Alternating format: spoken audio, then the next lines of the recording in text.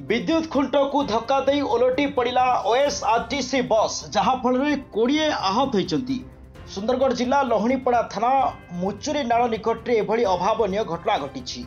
एक यात्रीवाही बस भारसाम्य हराई विद्युत खुंटर पिटी हो जाइछि एवं परे ओलटी पड़ी। एथिरे 20 जन यात्री आहत होइतिबा सूचना मिली। आहत यात्री को तुरंत उद्धार कर दे राउरकेला आईजीएच मेडिकल को स्थानांतर कर जाइछि।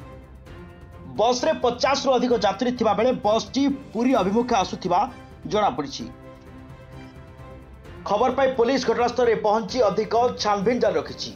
खबर मुताबक ओएसआरटीसी बस टी सुंदरगढ़ रु पुरी को जाउथला।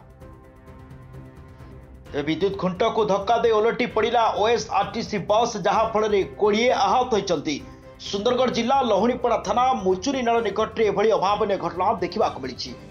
एक यात्रीवाही बस भारसाम्य हराई विद्युत खुंटने पिटी हो जाइछि एवं परे ओलटी पड़ी। एथिरे 20 जन यात्री आहत होइतिबा सूचना मिली।